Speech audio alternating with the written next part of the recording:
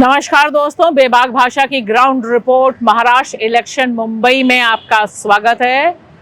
चुनाव महाराष्ट्र के लिए इस बार के बहुत खास हैं क्योंकि जिस तरह से चुनावी बिसात बैठाई गई है उसमें तकरीबन हर राजनीतिक दल के लिए यह सर्वाइवल की फाइट है और इसमें खास तौर से जो महाराष्ट्र की पॉलिटिक्स है उसके जो क्षेत्रीय दल हैं उनके लिए करो मरो और जीतो का नारा है, क्योंकि शिंदे, एकनाथ शिंदे और उद्धव ठाकरे यानी शिवसेना दो फाड़ है और आपस में सर्वाइवल की लड़ाई लड़ रही है। एनसीपी यानी शरद पवार और अजित पवार, इन दोनों में दो फाड़ जो भारतीय जनता पार्टी में कराया गया वह भी सर्वाइवल की फाइट लड़ रही है। विधानसभा चुनाव में जो जीता वही जिंदा रहेगा और चुनाव आयोग और सुप्रीम कोर्ट के सौजन्य से हाल ये है कि इस बार शरद पवार के पास उनका अपना ट्रेडिशनल घड़ी निशान नहीं है और उधर शिवसेना का जो तीर धनुष है वह भी एकनाथ शिंदे के पास है। लिहाजा इस समय जो देखने को मिल रहा है और कम से कम मुंबई और ठाणे में बड़े पैमाने पर अभी जो जोर है वह जोर है एकनाथ शिंदे की सरकार का।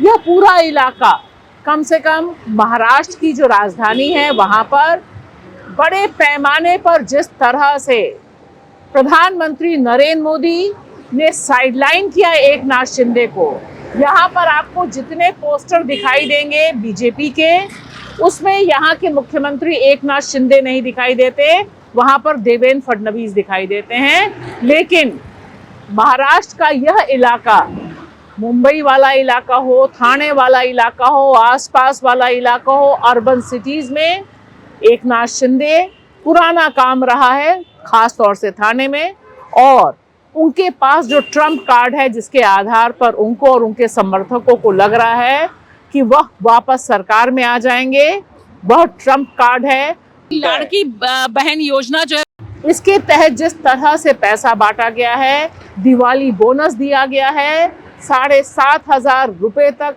हर महिला के पास पहुंचाए गए हैं ठीक चुनाव में वोटिंग से पहले, वह एक बड़ा गेम चेंजर है।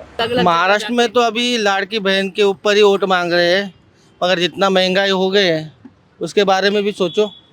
तेल का डब्बा देखो लेने गए तो 20-25 रुपए से बढ़ गया है। और क्या वोटिंग को तो अभी देखो पूरा महाराष्ट्र में तो राजकारण पूरा गजकरण हो गया है, इसके बारे में कोई बोलता नहीं है।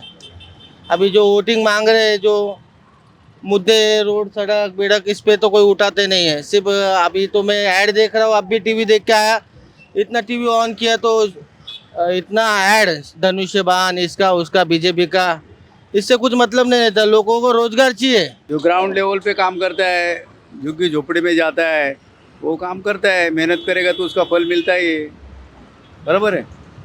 यहाँ कर्म करो। यहाँ पर किसने काम किया है? अभी जो सिटिंग एमएलए है, सिटिंग एमएलए तो काम किया है क्योंकि उनको ऊपर राइट रहता है ना, अधिकार है, वो उनके पास सब रहता है, करने का काम सोच रहता है ना। बाकी नया लोग के पास तो कुछ काम नहीं रहता है।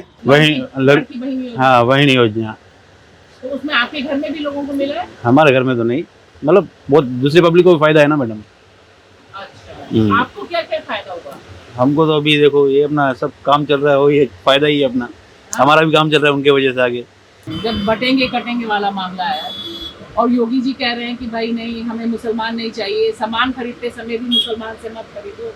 आप जब खरीदते हैं तो क्या देखते हैं अगर खरीदार तो मुसलमान है? वैसा नहीं देखा जाता है ना, सबके साथ लेना है, सबको सामान सबके पास से लेना है। कस्टमर आएगा तो उसको ना थोड़ी बोल सकेंगे कि भाई नहीं बेचेंगे करके, लेकिन शक होता होगा दिमाग में, थोड़ा रहता है। सड़कें बना दी है, लोगों को देखो चलने के लिए जगह नहीं है, इतना खड्डा खोद के रखा है। काम कब होगा? काम ही नहीं हो रहा है उन लोगों का। नौकरी तो नहीं है। अभी इतना युवा मेरे साथ, इतने लोग बोलते हैं मेरे को नौकरी दे। अभी दिवाली हो गया है, लोगों को नौकरी नहीं है। 12,000 के लिए भी लोग तरस रहे, नौकरी के लिए नौकरी ही नहीं मिल रही है। क्या यहाँ पर जो बांटने वाली राजनीति है वह कारगर रहेगी या नहीं रहेगी? क्योंकि हमें यह भी दिखाई दिया है कि यहाँ पर अजित पवार ने खुलकर बगावत की है और कहा है कि हमें बांटने वाले लोग नहीं चाहिए, हमें बाहर के लोग नहीं चाहिए। बाहर के लोग यानी योगी आदित्यनाथ नहीं चाहिए। और उन्होंने तो खुलकर यह भी कह दिया है कि उन्हें अपनी कॉन्स्टिट्यूएंसी यानी बारामती में प्रधानमंत्री नरेंद्र मोदी भी नहीं चाहिए।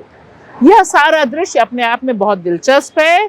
चुनावी घमासान तगड़ा है और जो खबरें और आवाजें हैं वह भी बहुत बुलंद है। जो काम नहीं करेगा उसको थोड़ी ना देंगे, जो काम करता है उसी को वोट करेंगे। अभी आप इधर धूप में घूम रहे, आप भी काम कर रहे, आप भी सैलरी लेते हैं या कुछ जो भी कुछ होएगा, ऐसे है ना।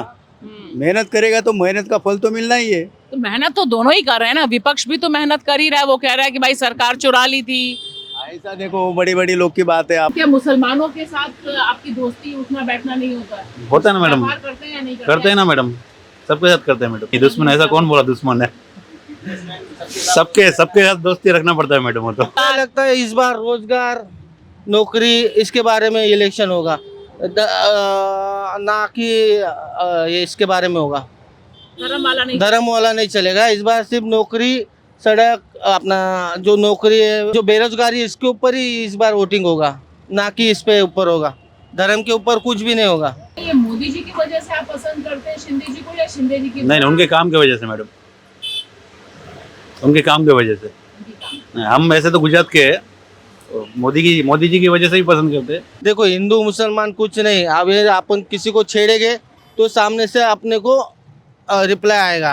अपन अपने अच्छे से रहेंगे तो कौन अपने को कुछ करेंगे। अभी एक बयान आया था, बटेंगे कटेंगे या कुछ ऐसा आया था, उससे कुछ नहीं है। सामने वालों को अपन अच्छे से इज्जत देगा तो सामने वाला अपने को अच्छे से इज्जत देगा। आपके दोस्त हैं, आपको नफरत नहीं हुए? हमको नफरत नहीं है, वो हमारे दोस्त भी है, कुछ हमको नफरत नहीं। वो उनका समाज के देखते, हम हमारा समाज के देखते। हम हिंदू है, वो मुस्लिम है, हम कभी ऐसा भेदभाव नहीं करते। लड़की बहन योजना जो है उससे फायदा हुआ है? बहुत लोगों को फायदा हुआ है। फायदा तो बहुत लोगों को हुआ है। हाँ। जो झुग्गी झोपड़ी में रहता है, गांव खेड़े में रहता है, उनको तो फायदा हुआ है। ऐसा नहीं कि किसी का नुकसान नहीं हुआ, सबका फायदा हुआ है। बार बार ये बोल रहे हैं बटेंगे कटेंगे, मोदी जी बोल रहे हैं एक हैं तो सेफ है, क्यों इतना? उनको लग रहा है कि दिमाग शिफ्ट हो जाएगा? शिप की बात ही नहीं है, एक है तो वो उन लोग का। इसमें क्या है मालूम है, ये सिर्फ ये इलेक्शन है, इसमें भड़काने की कोशिश चालू है, बाकी कुछ नहीं। बाकी जो है वो मुद्दे पे जगह पर रहेगा। इलेक्शन के साथ सब एक साथ हो जाएंगे। अभी मैंने एक और न्यूज़ देखी है, उन लोग भी मुल्ला जी के साथ खाना खा रहे हैं, सेल्फी निकाल रहे हैं, जो हिंदू की बात कर रहे हैं। हम भी सब देखते हैं। मुंबई की ये जो आवाजें हैं ये चीख चीख कर बता रही हैं कि जमीन को बांटने की कोशिश तो भारतीय जनता पार्टी बहुत कर रही है, लेकिन क्या वाकई वैसा ही परिणाम होगा, इसके बारे में अभी भी हम आप कोई श्योर नहीं हो सकते और शायद बीजेपी भी नहीं है। इसीलिए लाड़की बहन योजना पर सबसे बड़ा दांव खेला जा रहा है और यह दांव कितना कारगर होगा वह अलग बात है, लेकिन फिलहाल बटेंगे तो कटेंगे नीचे तक पहुंचा हुआ है। और यह जो नीचे तक पहुंचा हुआ नारा है यह भक्तों को दूसरे ढंग की शक्ति दे रहा है कि अभी काटो अभी मारो। शुक्रिया।